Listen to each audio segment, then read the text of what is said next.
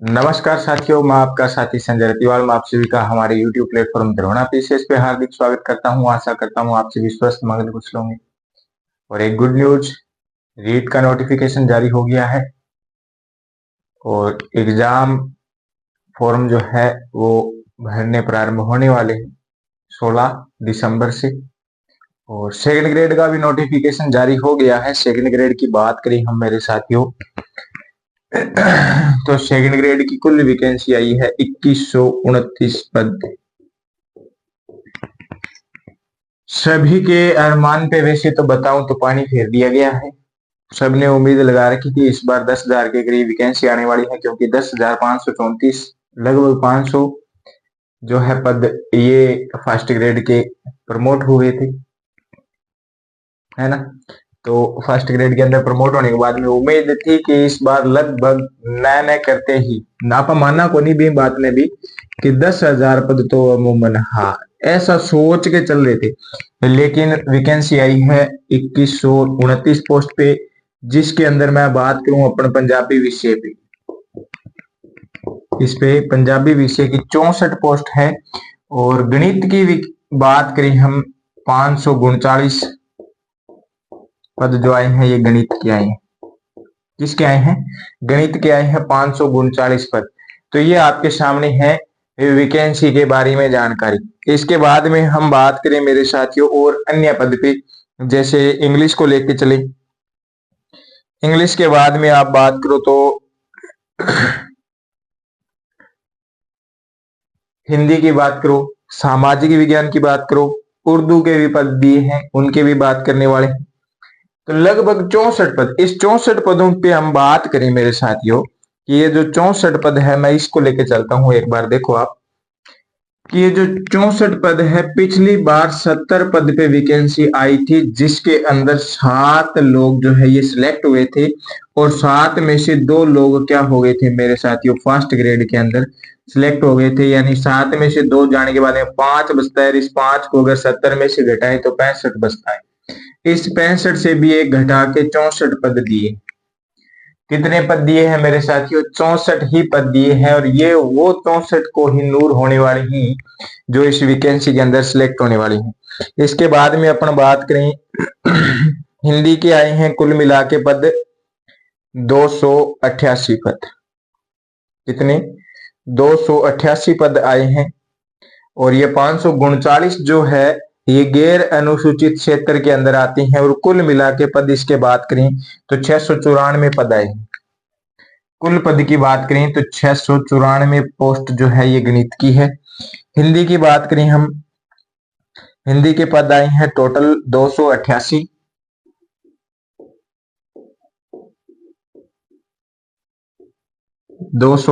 Post है।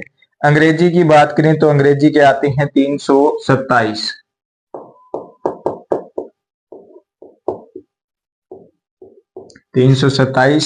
अंग्रेजी के गणित के बताई दिए।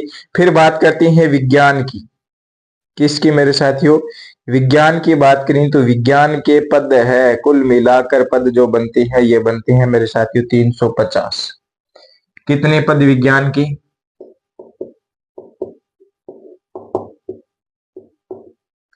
350 पद विज्ञान के है। एसएसटी की बात करें हम, सामाजिक विज्ञान की, तो सामाजिक विज्ञान के कुल पद आए हैं मेरे साथियों टोटली पद 88 है। कितने? 88 पद है। संस्कृत की बात करें, संस्कृत के 309 है।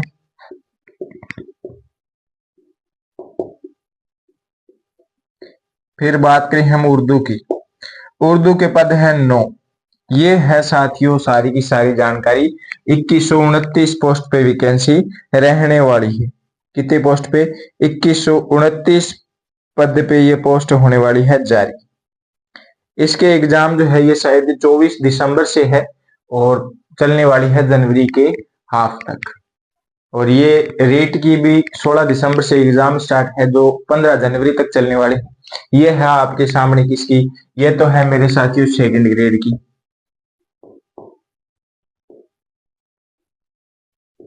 जो साथी सेकंड ग्रेड की तैयारी कर रही हैं वो अपने सब्जेक्ट को बढ़िया तरीके से कर लें भाई तैयार। सब्जेक्ट को बढ़िया तरीके से कर लें, प्लस में जीके को तैयार करें। जीके के प्रश्न आती हैं 100, इधर आती हैं 150, जिसमें 50 नंबर की रहती है शिक्षण विधियां, और 100 प्रश्न जो आते हैं प्रॉपर रूप से सब्जेक्ट से उठने वाले हैं प्रश्न। जीके के अंदर वो ही पढ़ना है आपको जो आज तक आप पढ़ते ही हैं, Rajasthan history, Rajasthan geography, political psycho भी पढ़नी पड़ेगी आपको, कल्चर भी पढ़ना पड़ेगा, करंट अफेयर्स भी पढ़ना पड़ेगा। बढ़िया तरीके से तैयारी करें। आप द्रोणा पीसीएस के साथ में जुड़े, आपको इन चीजों की बढ़िया तरीके से तैयारी करवाई जा रही है।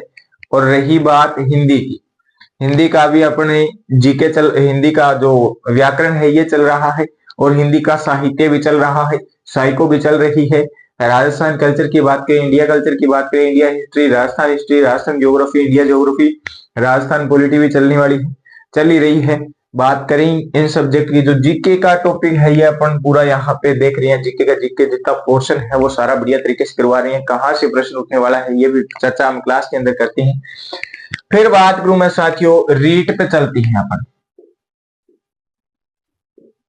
किस पे चले? रीट पे चले। रीट के अंदर सबसे पहली बात तो ये है कि नेगेटिव मार्किंग नहीं। आपको 150 प्रश्न मिलते हैं रीट के अंदर। आपको सिर्फ 4 ऑप्शन देखने हैं, जो आता है वो तो सही करना ही करना है, अन्यथा छोड़ना तो एक भी नहीं। जो ये है इसमें से ये नहीं, ये है वो भी करके आना है। ये मत सोचना कि मार्क कटेंगे, वो नहीं कटने वाले। आपको 150 प्रश्न करनी है, 5वां ऑप्शन नहीं भरना है। इसके बाद में रीट के अंदर आपको पढ़ना क्या है? जीके पढ़ना है, जो मेरे साथियों ओनली राजस्थान का पढ़ना है। क्या पढ़ना है? राजस्थान का पढ़ना है। ज्यादा ध्यान आपको देना है आर्ट, कल्चर, ये तो हो ही गया, जियोग्राफी, पॉलिटिकल साइंस, हिस्ट्री पे भी ध्यान देना पड़ेगा आपको। लेकिन मेरे साथियों आर्ट, कल्चर, जियोग्राफी, पॉलिटिकल को बढ़िया तरीके से पढ़ लेना, इनको बढ़िया तरीके से पढ़ लेना। राजस्थान हिस्ट्री जो है इसके प्रश्न कम रहने वाले हैं, और बात करूं मैं जियोग्राफी के भी कम रहने वाले हैं। नदियों का जो पोर्शन है यहां से पढ़ना ज्यादा, यहां से प्रश्न आने वाले हैं। आप पॉलिटिकल के अंदर ज्यादा टॉपिक है ही नहीं, 3-4 टॉपिक है, ये पढ़ने। कल्चर बढ़िया तरीके से रट लेना, बढ़िया तरीके से घोट लेना, आपको कल्चर में से प्रश्न दिखाई देंगे। और बात करें हम साथियों करंट अफेयर की, ये तो आने ही वाला है एग्जाम के अंदर। फिर मैं रीट की बात करूं, आप जब रीट का फॉर्म लगाओ, रीट का जब फॉर्म लगाओ तो रीट के अंदर आपको फर्स्ट लैंग्वेज और सेकंड लैंग्वेज सिलेक्ट करनी है। कौन सी? First language and second language select करनी है, जो आपकी तृतीय भाषा है। जैसे मान के चलो पंजाबी, संस्कृत। मैं इन 2 की बात करने वाला हूं सबसे पहले। आप इन 2 विषय को प्रथम भाषा के अंदर क्या है रखने वाले हैं, रखना ही है, रखने वाले नहीं है। उसके बाद में हम बात करें सेकंड, आपको हिंदी लेना है। इसका मैं कारण बताऊं क्या है। अगर आप फर्स्ट लैंग्वेज पंजाबी या संस्कृत लेती हैं तो ये नॉर्मल व्याकरण पूछी जाएगी आपसे, नॉर्मल तरीके की जो व्याकरण होती है वो पूछी जाएगी, ठीक है, पूरे साहित्य के अंदर नहीं चलना। और सेकंड हिंदी लोगे तब हिंदी के अंदर भी व्याकरण रहेगी, हिंदी में भी व्याकरण रहेगी। जिसके पास पंजाबी है और हिंदी दूसरी भाषा सिलेक्ट की है तो दोनों की व्याकरण जो लगभग सेम ही रहती है, ज्यादा कुछ नहीं पढ़ना। अगर हिंदी के व्याकरण आप अच्छे तरीके से करते हो तो आपकी पंजाबी की हो जाएगी, अगर आप पंजाबी की अच्छे तरीके से करते हो तो आपकी हिंदी की व्याकरण जो है ये अच्छे तरीके से। फिर आपको मैं बताऊं, आपको पढ़नी क्या है? साइकोलॉजी पढ़नी है, यानी मनोविज्ञान पढ़ना है। मनोविज्ञान के प्रश्न रहने वाली है 30, हिंदी के प्रश्न 30। तृतीय भाषा आपकी जो 2 भाषा बनती है, तृतीय हिंदी, पंजाबी, संस्कृत, इन दोनों पोर्शन से 30-30 यानी 60 प्रश्न, और 30 प्रश्न मनोविज्ञान के, कुल मिला के हो गए साथियों आपके 90 प्रश्न। कितने प्रश्न हो गए? 90 प्रश्न हो गए। पीछे बचते हैं 60 प्रश्न। 60 प्रश्न जो है आपकी जीके पार्ट से उठने वाले हैं, जिसके अंदर मैं 45 प्रश्न की बात करूं तो ये 45 प्रश्न आपके राजस्थान जीके के होंगे। किसके? राजस्थान जीके के। इस 45 में से 15 बचेंगे, तब 60 होंगे। ये 60 प्रश्न जो है आपको ये करंट के वगैरह देखने को मिलेंगे। फिर यहां से मैं प्रश्न उठाता हूं, यहां से 10 प्रश्न मैंने यहां से उठाए, 10 मैंने यहां से उठाए, 10 मैंने यहां से उठाए। कितने प्रश्न उठाए मेरे साथियों? कुल मिला के मैंने 30 प्रश्न उठाए। कितने प्रश्न उठाए हैं? 30 प्रश्न जो उठाए हैं मैंने, इन पे बात करो। ये जो प्रश्न है ये मूल्यांकन के रहने वाली है। किसके रहने वाले हैं? मूल्यांकन के रहने वाले हैं। इस मूल्यांकन के टॉपिक को आपको अच्छे तरीके से रटना है, अच्छे तरीके से रटना है। क्योंकि देखो, अगर आपने हिंदी का मूल्यांकन रटा है, मूल्यांकन करना आना चाहिए। एक मूल्यांकन पढ़ लिया ना, तो मैं आपको कहता हूं ये तीनों के तीनों मूल्यांकन आप कर लोगे। आपके दिमाग का खेल है, बस आपको ये एक बार पढ़ना है, दो बार पढ़ना है, इसके बाद में प्रश्न उठा के देखना कि कहां से क्या प्रश्न बनता है और उसका आंसर क्या होने वाला है। प्रश्न बनाने कैसे हैं? अपने दिमाग से प्रश्न बनानी है, टॉपिक को सामने करके, उसके अलावा कुछ नहीं करना। आपके ये जो 30 प्रश्न है, इसमें से आप 25 प्लस ले जाओगे।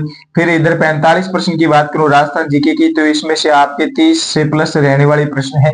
आपको पढ़ना क्या है? Culture, geography, political, history. इतना ही पढ़ना है, ज्यादा नहीं पढ़ना है। हिस्ट्री पे कम ध्यान देना है। हालांकि मैं समय हिस्ट्री कराता हूं, फिर भी कहता हूं हिस्ट्री पे कम ध्यान देना है, क्योंकि मेरे को पता है हिस्ट्री कम आने वाली है। ज्योग्राफी पे बढ़िया ध्यान देना है, राजस्थान की पॉलिटी पे बढ़िया ध्यान देना है, और राजस्थान की कल्चर पे बढ़िया ध्यान देना है। करंट अफेयर्स की क्लास लगाओ आप, करंट अफेयर्स की क्लास लगाओ आप। ज्यादा नहीं, रूटीन में नहीं लगा सकते डेली करंट अफेयर्स की क्लास, तो आप ऐसे करो, मंथली करंट अफेयर की क्लास आती है उनकी लगाओ। भाई सजेशन करूं अगर मैं आपको कि करंट अफेयर की क्लास लगाने किसकी है, तो सबसे पहले मैं बात करूं नरेंद्र चौधरी सर की। नरेंद्र चौधरी सर की लगाओ आप। फिर दोबारा अगर मैं सजेशन करूं और ज्यादा और ज्यादा सजेशन करूं, तो मेरे क्षेत्र के गुरुदेव बात करने वाला हूं मैं जिनकी, वो है शिव कुमार सर। शिव सर की क्लास लो नानक क्लासेज पे। करंट अफेयर की क्लास यहां से उठाओ आप, बाकी पोर्शन अपने यहां पे मिल रहा है, ये पढ़ो। 45 में से 30 आपने इधर उठाए, 30 में से 25 आपने इधर उठाए, कितने हुए देखो? 25 प्रश्न तो मूल्यांकन के उठाए आपने, और 30 यहां से उठाए, 30 इस टॉपिक से उठाए। कितने प्रश्न हुए देखो? प्रश्न रहने वाले हैं आपके 55। सही है, कितने आपको? 82.5 नंबर चाहिए आपको रीट पात्रता क्लियर करने के लिए। 55 नंबर ये आप यहां से उठा गए। पंजाबी के 20 प्रश्न बचेंगे। 20 में से अगर आपने बढ़िया तरीके से रटा है, तो 20 में से आपके मैं कहता हूं 18 प्रश्न सही हो जाएंगे। अगर फिर भी नहीं है, तो आपका 13 से 15 के बीच में आंकड़ा रहने वाला है। अपन लगाती हैं यहाँ पे 15, लगाई ना 18, मान के चलो 15। कितने हो गए? 5 5 10 और 6 और 1 7, 70 प्रश्न कितने चाहिए? 12। 12 प्रश्न आप हिंदी से आसानी से उठा लेंगे, बिल्कुल आसान तरीके से उठाएंगे। मैं फिर भी 15 का आंकड़ा लेके देता हूं, जो पंजाबी में 15 उठाएगा वो हिंदी में 15 उठा ही लेगा। कितने प्रश्न मेरे साथियों? 85। कितने? 85। मान के चलो आप 7 से 8 प्रश्न जो है, 7 का आंकड़ा लो करंट अफेयर से ही कर दो। कितने हो गए? 92। कितने हो गए? 92 प्रश्न आपके सही हो रही हैं। इसका मतलब आपकी रीट पात्रता क्लियर है। रीट पात्रता में आपको नंबर बढ़ाने की कोई जरूरत नहीं है, ये सिर्फ पात्रता है आपकी। अगर क्लियर है तो आप सेकंड मेन पेपर के अंदर बैठ सकते हो, अन्यथा नहीं। यहां से कोई पोर्शन जो है, इसके नंबर आपको मेन पेपर में नहीं मिलने वाले हैं। अभी तक ऐसा कोई प्रावधान नहीं है, अगर कोई चेंज करें तो वो हम बात कर लेंगे। 92 प्रश्न मैंने आपके यहाँ पे सही कर दिए। देखो 92 प्रश्न जो है मैंने आपके यहाँ पे सही कर दिए हैं, बहुत बढ़िया तरीके से। बहुत ही बढ़िया तरीके से आपकी रीट पात्रता जो है क्लियर हो जाएगी, अगर आप हमारे साथ रहते हो। साइकोलॉजी का मैंने अभी तक यहाँ पे बात ही नहीं किया, साइकोलॉजी की बात नहीं किया है। साइकोलॉजी को छोड़ के अदर टॉपिक से 92 प्रश्न अपन सही कर चुके हैं। 120 में से 92 प्रश्न आप सही कर चुके हो। फिर मैं बात करूं साइकोलॉजी कर ही लेता हूं। कुल प्रश्न आते हैं 30, जिसमें से अपन 10 प्रश्न निकाल चुके थे, 20 प्रश्न बचते हैं। इस 20 प्रश्न के अंदर जो आंकड़ा रहने वाला है, ये मैं आंकड़ा बताऊं आपको, 12 से 15 के बीच में आपके सही होने वाले हैं। बाकी 15 का तो आंकड़ा बहुत कम जाने वाला है, बहुत कम जाने वाले हैं, क्योंकि कुल मिला के 30 में से ही लगभग औसत रहती है 18 प्रश्न सही करने की। लगभग 18 प्रश्न तक की गाड़ी पहुंचती है। फिर भी अगर कोई पहुंच जाती है, तो वो ये समझना कि बहुत खतरनाक तरीके वाला साइकोलॉजिस्ट बंदा है। अपन उठाओ 12 यहां से, 92 में 12 ऐड करो। लो 92 में 12 ऐड करते ही इधर 4 और इधर 0, 104 प्रश्न आपके सही, यानी आपकी रीट पात्रता बढ़िया तरीके से क्लियर। तैयारी करो आप रीट पात्रता की, कोई बात नहीं है, लेकिन मैं ये सजेशन करूं कि रीट पात्रता के साथ में मेन की तैयारी अच्छी रखना। रीट पात्रता आपकी क्लियर हो जाएगी, मेन की तैयारी करनी जरूरी है भाई। मेन के अंदर आपका जो सब्जेक्ट है, ये बढ़िया तरीके से सब्जेक्ट को घोट दो, जीके को घोट दो, साइकोलॉजी को घोट दो, जो आपकी सेकंड भाषा बनती है इसको छोड़ दो। ये नहीं पढ़ना, बस ये नहीं पढ़ना, बाकी की मैटर पढ़नी है। फिर बात करें थोड़ी सेकंड ग्रेड पे बात कर ले हैं। जीके पोर्शन आता है, प्रथम पेपर जो होता है 100 नंबर का, कितने नंबर का? 100 नंबर का। राजस्थान का जीके आपको पढ़ना पड़ेगा और कुछ आपको इंडिया जीके भी पढ़ना पड़ेगा। इंडिया जीके भी पढ़ना पड़ेगा। इंडिया की ज्योग्राफी में बात करें, इंडिया ज्योग्राफी की बात करेंगे इसके अंदर। फिर आता है आपका सब्जेक्ट का पेपर। सब्जेक्ट के प्रश्न रहते हैं 150, जिसमें से 50% रहने वाले हैं आपके शिक्षण विधियों के और 100 प्रश्न रहने वाली हैं आपकी प्रॉपर सब्जेक्ट से, साहित्य से। इस साहित्य के अंदर आपको 9 से 12वीं तक की बुक उठानी है। 9 से 12वीं तक की पंजाबी की बुक उठानी है और इन बुक को आप खतरनाक तरीके से घोड़ दो। आप जो है बढ़िया तरीके से, मैं कहूं तो पंजाबी के अंदर क्या होने वाली है? सिलेक्ट होने वाली है। आप बढ़िया तरीके से सिलेक्ट हो जाओगे पंजाबी के अंदर। टारगेट ये रखना, पिछली बार बहुत जनता ने गड़बड़ की थी, इसीलिए 7 ही पोस्ट पे सिलेक्ट हुए थे। टारगेट आपका यही रहना चाहिए कि पेपर के अंदर आपको 60% सही करना है। 40 का तो आंकड़ा गवर्नमेंट देती है, आप 40 से 50 भी परसेंट लेके जाते हो ना, तो 50% पे आपको पेपर छोड़ देना है। जो प्रश्न नहीं आते हैं वो नहीं करने। रिस्क ले लेना, आप ज्यादा नहीं लेना, सिर्फ 5-10 प्रश्न का ही रिस्क लेना। 5 से 10 प्रश्न का रिस्क लेना, छोड़ देना, आप सिलेक्ट हो सकते हो। अगर आप ये चाहोगे कि 150 में से मुझे आ ही रही है 45 प्रश्न और मैं ज्यादा सीख रहा हूं ये विषय, अगर आप ऐसे तुक्के मार के 90 प्रश्न तक चले जाते हो, फिर आपका सिलेक्शन नहीं होने वाला है। फिर सिलेक्ट, हाँ, तुक्के जब मारो जब आपका प्रश्न जो है, प्रश्न पेपर जो है ये पास ही नहीं हो रहा आपसे। भी आप प्रश्न पेपर को देखोगे, देखते ही आपको पता चल जाएगा कि हाँ ना को लगना लो, कौन लगना लो, ना लगना लो। जब तुक्का मारो, लेकिन 150 प्रश्न का तुक्का को नहीं मारना।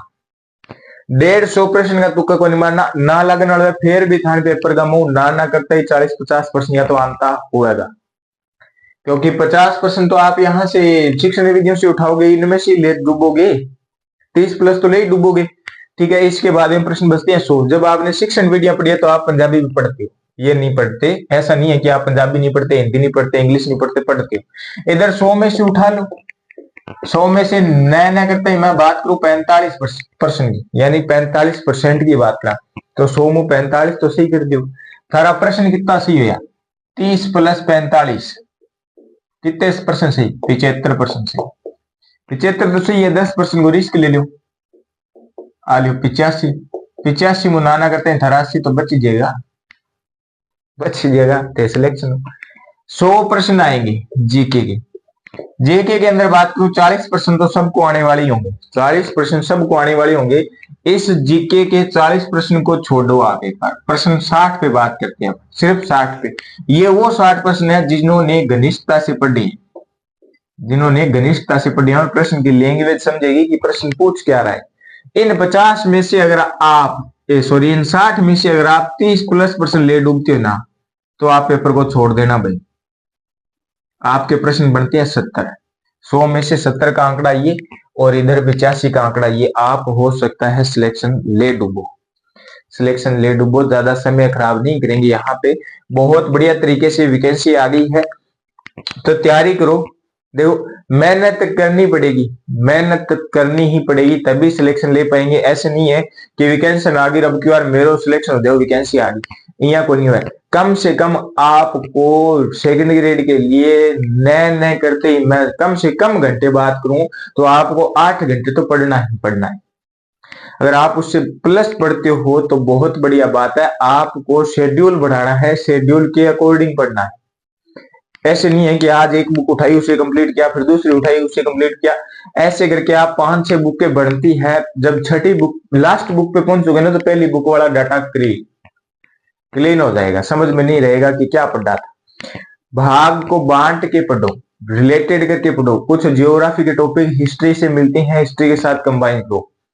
पॉलिटिकल के टॉपिक हिस्ट्री से मिलते हैं, कुछ जियोग्राफी से मिलते हैं, वहां से उठाओ। क्षेत्र से तो मिलते हैं, भौगोलिक विस्तार के अंदर लगभग टॉपिक मिल जाते हैं, तो वहां से उठा के वहां से पढ़ो।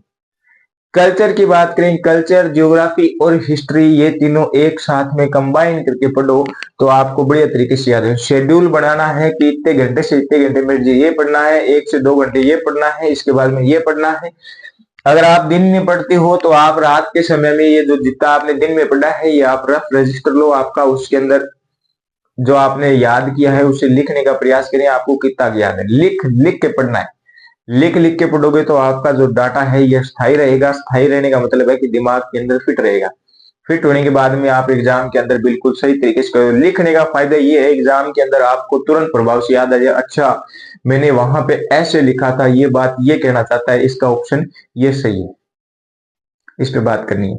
ठीक है, तो चलते हैं, हम ज्यादा समय यहाँ पे खराब नहीं करने वाले, हमें क्लास भी लगानी है। तो क्लास लगाते हैं किसकी मेरे साथियों, राजस्थान कला एवं संस्कृति की, जिसके अंदर हमारे राजस्थान के प्रमुख दुर्ग चल रही थी।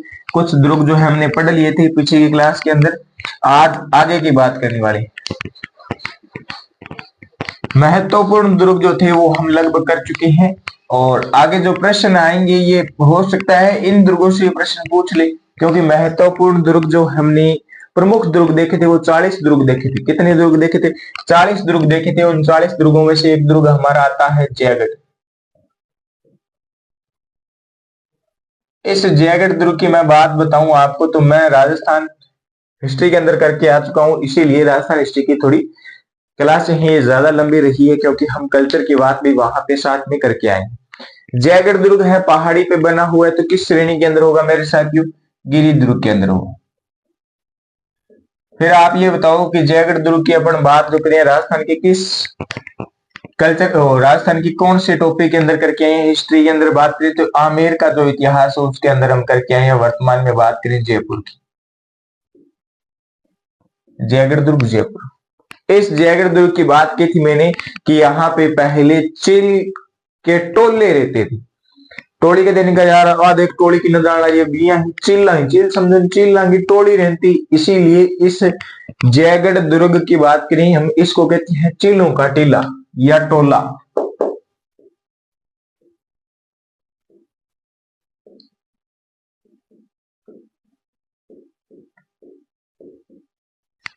फिर हम इसके निर्माण की बात करें, इस जयगढ़ का निर्माण किसने करवाया? इस जयगढ़ का निर्माण किसने करवाया? इस जयगढ़ किले का निर्माण प्रारंभ तो करवाती है मान सिंह। प्रारंभ तो करवाती है कौन, यानी शुरू तो कौन करवाया है? प्रारंभ तो करवाती है मान सिंह, लेकिन मान सिंह जी जो है इसे पूरा नहीं करवा पाती। इसे पूरा यानी बिल्कुल बना के बढ़िया तरीका तैयार करने वाला जो काम है बुकिंग है वो देखो, इसे बनाने का जो कार्य है, पूरा करने का कार्य जो था वो किसके पास था? मिर्जा राजा जय सिंह के पास था, इसीलिए इस किले का नाम पड़ा जयगढ़। अगर मान सिंह करवा देते इसका नाम तो पड़ता मानगढ़। मान सिंह जी पूरा करवा देते तो मान सिंह इसका, मानगढ़ इसका नाम हो जाता, लेकिन मान सिंह जी पूरा नहीं करवा पाए, मिर्जा राजा जय सिंह ने इसे पूरा करवाया है, तो इसका नाम क्या है? जयगढ़। फिर हम बात करें इस जयगढ़ के वर्तमान स्वरूप की, किसकी मेरे साथियों? वर्तमान। अब जो हम किला देखते हैं जयगढ़ का वर्तमान स्वरूप की बात करें तो ये वर्तमान जो स्वरूप है ये जाता है सवाई मिर्जा सिंह को, सॉरी सवाई जय सिंह को। मिर्जा सिंह को क्या? सवाई जय सिंह को। ये जो जय सिंह है ये इस मिर्जा राजा जय सिंह से सवाया था, इसीलिए इसको श्रेय जाता है, इसलिए इसका वर्तमान स्वरूप दिया था। ठीक है, फिर हम पढ़ते आए हैं कि कहीं ना कहीं किसी न किसी क्षेत्र की क्या रहती है, ये कोई ना कोई दुर्गदवाई संकटकालीन शरण स्थली रहती है। तो आमेर की, आमेर का इतिहास पढ़ते हैं तो आमेर की बात करेंगे, आमेर की संकटकालीन राजधानी है जयगढ़ दुर्ग है, जो क्या है? संकटकालीन राजधानी। राजधानी कैसी है? इस किले के अंदर बढ़िया तरीके से सुरंगें बनाई गई थी। क्या बनाई गई थी? सुरंगें बनाई गई थी। सुरंगें ऐसी थी कि जयगढ़ से आप आमेरगढ़ तक की अंडरग्राउंड सुरंग आमेर जा सकते हो, नाहरगढ़ जा सकते हो, सिटी प्लेस जा सकते हो। अगर बाहरी आक्रमण हो जाता है और सेना को बचाना है, हम पूरे तरीके से तैयार नहीं है, तो हम इन सुरंगों के माध्यम से अपना स्थान बदल लेते। ठीक है, फिर इसके अंदर बढ़िया पानी के लिए बढ़िया व्यवस्था की गई थी, यानी पानी के टांके बनाए गए थे, बड़े बड़े टांके। पानी का जल भंडार जो है, ये जल भंडार बहुत बढ़िया तरीके से रखने वाला कौन है? जयगढ़ है। टांके किसके? पानी के। पानी के टांके भी इसी के अंदर है। फिर जब ये आमेर की संकटकालीन राजधानी है तो जयपुर के जो शासक है कछुआ शासक, उन्होंने यहाँ पे अपना खजाना रखा था। कहीं भी किसी भी समय जरूरत पड़ सकती है, तो खजाना रखा था। और कहते हैं कि कछवा वंश के जो लोग हैं इस खजाने को यहीं पे भूल के चले गए। भूल गया, अठे ही भूल गया, देखो कितनी तकड़ी बात है, खजानो अठे ही भूल गया। अगर बात करा, फिर मैं बात करूं संकटकालीन राजधानी है तो हथियारों की जरूरत पड़ने वाली है, तो कछवा शासकों ने यहाँ पे हथियारों का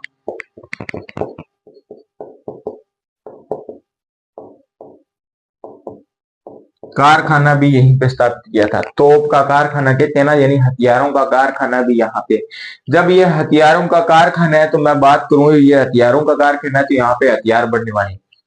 इन लोगों ने यहाँ पे खतरनाक तरीके का हथियार बनाया और वो हथियार इतना भारी बन गया कि वो इस जैकेट से बाहर निकाल ही नहीं पाए, जैकेट से बाहर निकाल ही नहीं पाए। इसीलिए वो हथियार यहीं पे है, कौन सा, जय बाण तोप।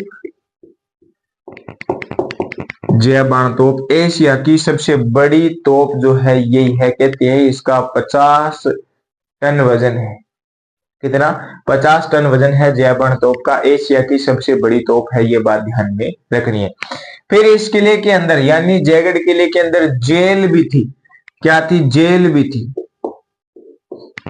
जेल भी इस किले के अंदर थी। अगर कोई अपराध करता है तो उसे जेल के अंदर ठोक दिया जाता है। ये बात आप ध्यान में रखो। क्या करोगे, ये बात आप ध्यान में रखो। कहते हैं कि ये जो जेल है सवाई जय सिंह ने यहाँ पे अपने भाई विजय सिंह को क्या है, गिरफ्तार करके रखा था, इसीलिए इस जेल का नाम पड़ा विजयगढ़ी। विजयगढ़ी ये जेल है, ध्यान में रखना। अब आपसे पूछ ले कि विजयगढ़ी किस दुर्ग के अंदर है, तो बताना है जयगढ़ के अंदर है। ये क्या है, ये जेल है। क्या है, जेल है। फिर हम खजाने की बात करें, मैं आपको बताता हूं कि ये जो खजाना है, कछवा लोग जो है इन्होंने यहाँ पे खजाना दबा के रखा था और ये यहीं पे भूल के चले गए थे। इसके बाद में ये जो जानकारी है ये इंदिरा गांधी जी को पता चली। किनको पता चली, खजाने की जानकारी किनको पता चली, इंदिरा गांधी जी को पता चली। इंदिरा गांधी जी के समय, इंदिरा गांधी के समय यानी प्रधानमंत्री के पद पे थे इंदिरा गांधी। प्रधानमंत्री के समय 1975 व 76 की बात करें, दोनों सन मिलती हैं। 1975-76 में इस जयगढ़ किले की जो है खुदाई करवाएगी। क्या करवाएगी, खुदाई करवाएगी। कौन से, गुप्त खजाने की, गुप्त खजाने की खुदाई करवाएगी। और ये कहते हैं कि जयपुर का जो हाईवे है ये 2 दिन तक हाईवे बंद रहा था। आपातकाल के समय की घटना है ये, इंदिरा गांधी 1975-76 की बात है, आपातकाल का समय था। उस समय जयपुर का जो हाईवे है ये 2 दिन तक बंद था और घटना के बाद ये कहा गया खुदाई के बाद कि यहाँ से हमें कुछ नहीं मिला, लेकिन 2 दिन तक हाईवे बंद था। आम जनता को वहां पे नहीं जाने दिया था उस रास्तों से, उस हाईवे से सिर्फ इन्हीं के ट्रक चल रहे थे। तो बात ये मिलती है कि वहां से कुछ न कुछ तो मिला था, लेकिन बाद में इन्होंने कहा कि खुदाई के दौरान में कुछ नहीं मिला। तो फिर 2 दिन तक हाईवे बंद क्यों रखा, आम जनता को जाने क्यों नहीं दिया, यानी कुछ तो मिला था। वो ट्रक ऐसे ही नहीं राउंड पे राउंड लगा रहे थे, कुछ तो गड़बड़ थी। ठीक है, बहुत बढ़िया। फिर हम बात करें भवनों की, इमारतों की बात करें। इमारतों की बात करें, सबसे पहले मैं बताऊं आप जलेबी हुआ खतरनाक तरीके बन जाए आप जलेब बन गयो, क्या बन गयो, जलेब बन गयो। तो जलेब चौक, जलेब चौक है इस जयगढ़ के अंदर। कौन सा चौक है, जलेब चौक। हम आमेर के अंदर पढ़ के आए थे दीवान ए आम, वो सेम ही यहीं पे होगी भाई, बिल्कुल होने वाली है, क्योंकि कॉपी तो हो रही है। मुगलों का प्रभाव है तो मुगलों का प्रभाव जयपुर पे सबसे ज्यादा है, तो उनकी जो है वो चलने वाली है। फिर बात करें, हम पढ़ के आए थे दीवान ए खास, है ना, दीवान ए खास। इस दीवान ए खास की मैं बात करूं, इसी को कहती है खिलबत निवास। क्या कहती है, खिलबत निवास, लिख लो भी।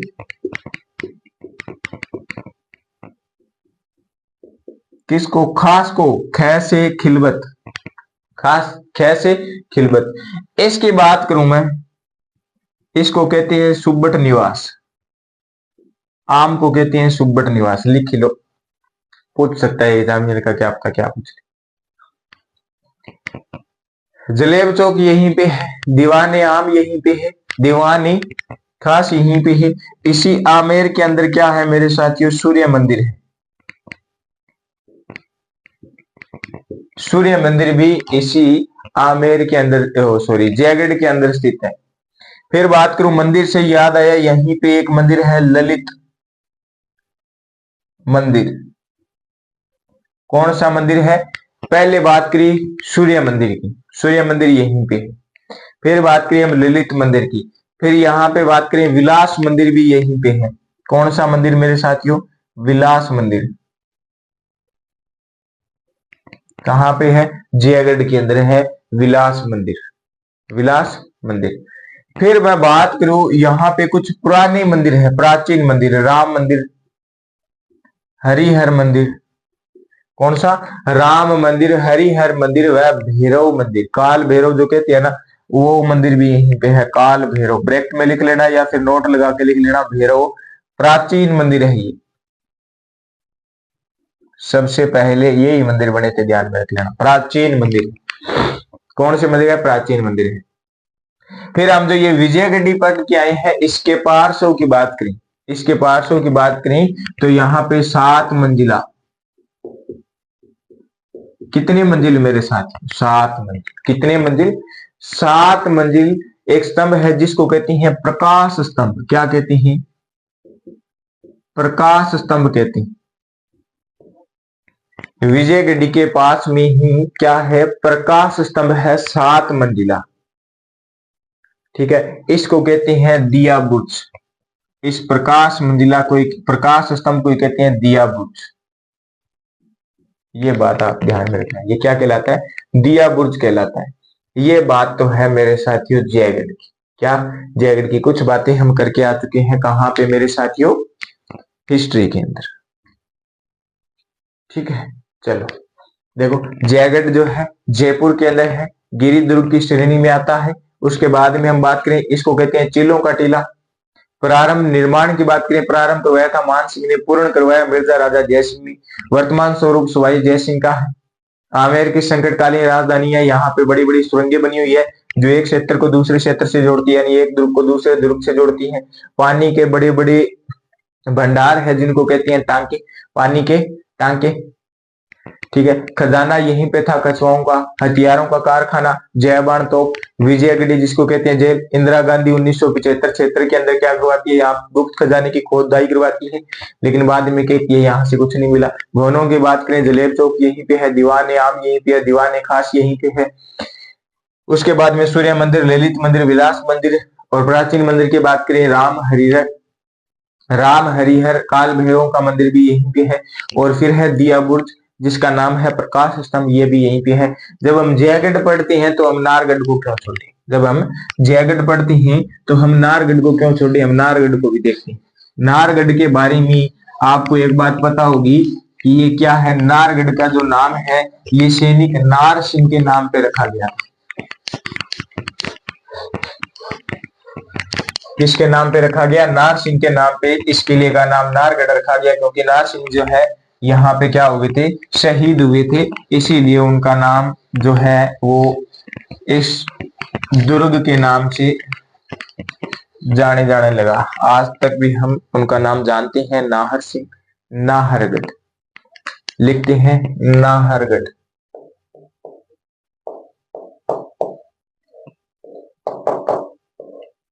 ये कहां पे होगा मेरे साथियों? जयपुर के अंदर ही है। कहां पे है? जयपुर में ही है नाहरगढ़। इसका निर्माण जो है ये किसने करवाया था? सवाई जय सिंह ने करवाया था, मराठों से बचने के लिए। किनसे? मराठों से बचने के लिए, बचाव के लिए इसका निर्माण करवाया गया था, यानी नाहरगढ़ का। इस नाहरगढ़ का नाम जो है, प्राचीन नाम की बात करें तो प्राचीन नाम मेरे साथियों था सुदर्शनगढ़, सुदर्शनगढ़। फिर नाहर सिंह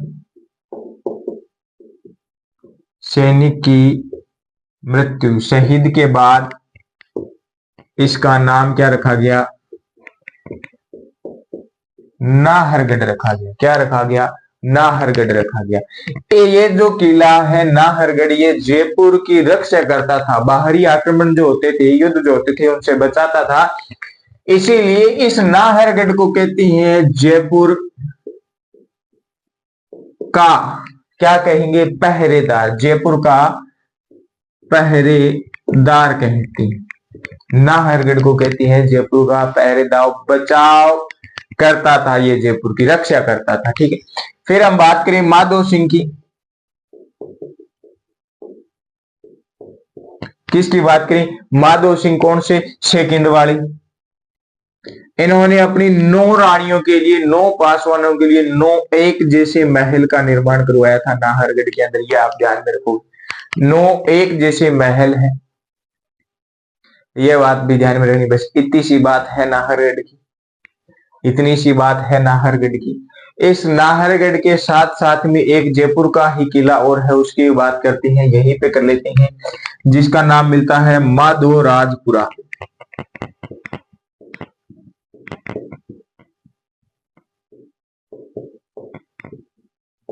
ये भी कहां पे है मेरे साथियों? जयपुर के अंदर ही है। नाहरगढ़ की मैं बात करूं तो कहते हैं कि नाहरगढ़ किला जो है, इसमें जाके आप पूरे के पूरे जयपुर को देख सकते हो। और ये वास्तव में सही है कि पूरा का पूरा जयपुर जो है, ये अच्छे तरीके से, शानदार तरीके से दिखाई देता है।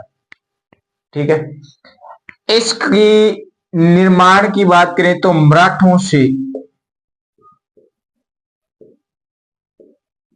विजय प्राप्त करने के बाद, विजय की खुशी में इस किले का निर्माण करवाया था माधोराज है। माधो से कौन करवाएगा निर्माण? माधो सिंह करवाएगा। लेकिन माधो सिंह कौन सा मेरे साथियों? माधो सिंह फर्स्ट जो है ये करवाएगा। माधो सिंह फर्स्ट जो है ये क्या करवाता है? इस किले का निर्माण करवाता है मराठों से जीत के बाद, मराठों को हरा देता है और बाद में निर्माण करवाता है। फिर हम बात करें भारत सिंह नरूका। कौन? भारत सिंह नरूका की बात करें।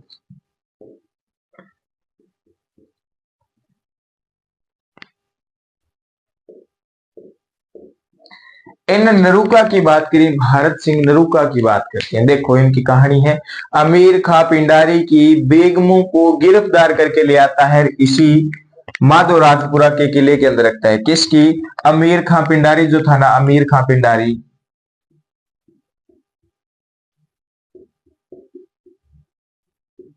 अमीर खां पिंडारी की बेगमों को गिरफ्तार करके ले आता है, इसे माधोराजपुरा किले के अंदर रखता है। ये बात जो है आपको ध्यान में रखनी है, इतनी सी बात है इस माधोराजपुरा की। इसके बाद में हम बात कर लेते हैं तारागढ़ की। तारागढ़ कहां कहां पे है? तारागढ़ वो बताओ मेरे साथियों आप। तारागढ़ का जो किला है ये किन जिलों के अंदर है? तारागढ़ के किले 2 हैं, दोनों की दोनों कमेंट के अंदर छाप दो। तारागढ़ का जो किला है ये किस जिले के अंदर है? तारागढ़ के 2 किले हैं, दोनों के दोनों छापो आप, कहां कहां पे है तारागढ़।